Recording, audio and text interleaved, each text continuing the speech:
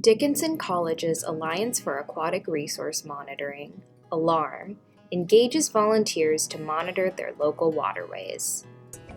Using water quality data, communities are able to learn more about the health of local streams.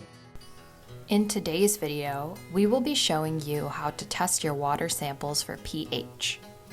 The Lamont Precision pH Kit measures the amount of hydrogen, H+ ions, and hydroxide, OH- ions, which make up water, H2O.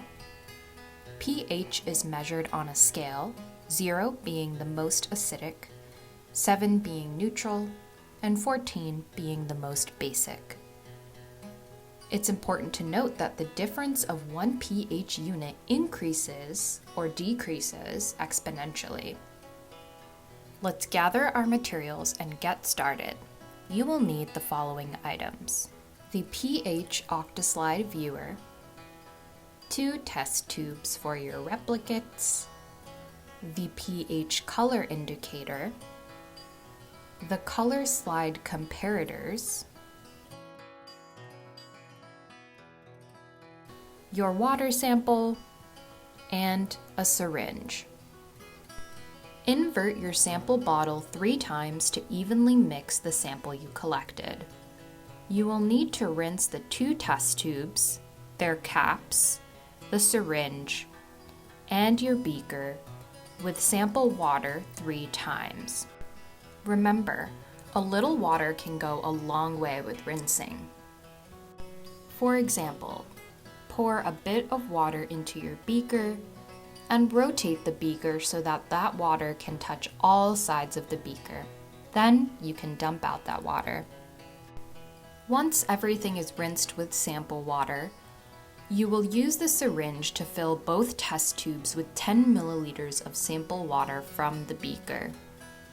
Since you will almost always have air bubbles, it is helpful to draw a bit more than 10 milliliters into the syringe to accommodate for any air bubbles you may want to rid of. Then, you can depress the plunger while the syringe is upside down to reach exactly 10 milliliters.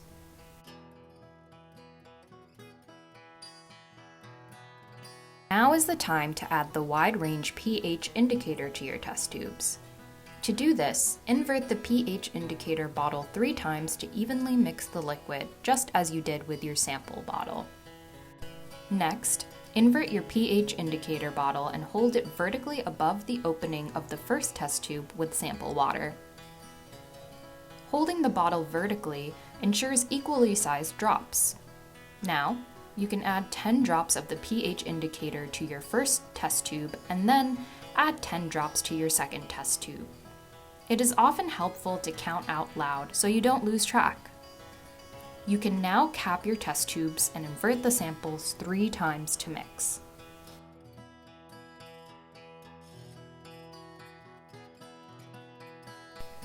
After your samples are evenly mixed, it is time to find the pH value of your replicates.